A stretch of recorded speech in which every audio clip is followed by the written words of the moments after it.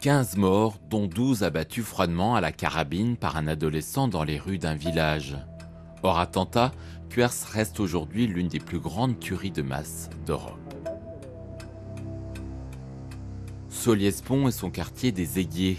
Ce jour-là, Bruno Mazzi, écrivain et journaliste, revient pour nous sur les lieux de son enquête. 3 ans de travail et un livre pour tenter de comprendre les motivations d'Éric Borel, un jeune homme devenu meurtrier.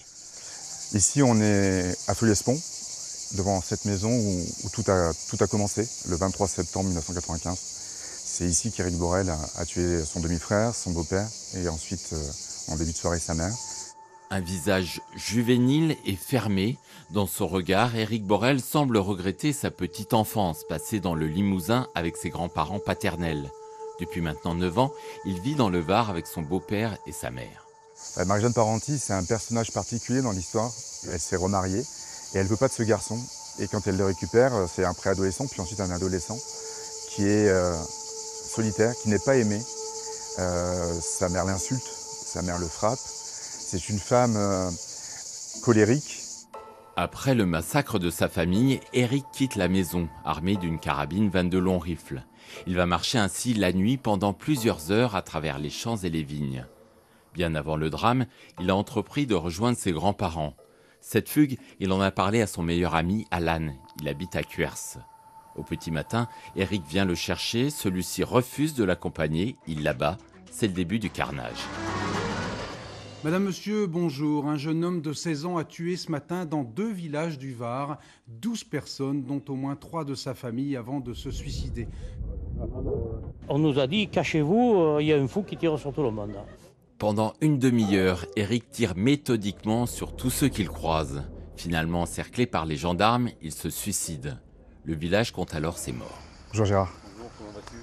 Ça va bien vous? Gérard Cabry était à l'époque premier adjoint au maire. Cette journée, il ne l'oubliera jamais. Quand on est arrivé, qu'on est passé dans la rue, on a vu exactement les endroits où avaient été tuées les personnes. Et quand nous sommes descendus au gymnase, avec tous les corps qui étaient allongés dans le gymnase, avec tous les gens qui essayaient de le reconnaître, tout ça. Et c'est vrai que ça a été très très compliqué. Ouais.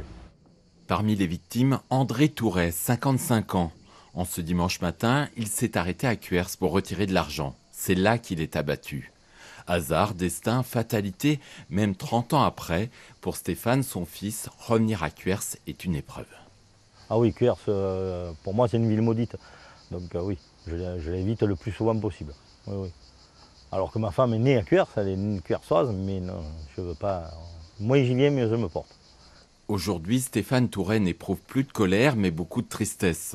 Ce jour-là, la vie de sa famille a basculé à cause d'un jeune homme de 16 ans. Je veux dire, le minot, on ne peut pas y en vouloir de quoi que ce soit, il n'avait plus sa tête, donc c'était fini. Là, j'en veux plus.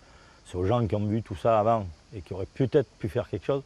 C'était quelqu'un qui était perdu quoi, déjà à l'avance, donc je ne vois pas pourquoi y en vouloir. Quoi.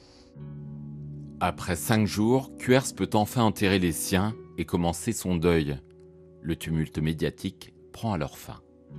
Les médias zappent complètement. Le tueur s'est suicidé, il n'y a plus rien à raconter. Et finalement, le village va se confiner dans sa tristesse. Et on mettra 14 ans pour mettre une stèle en hommage des victimes. 14 ans. Et puis tout ça va passer à l'oubli.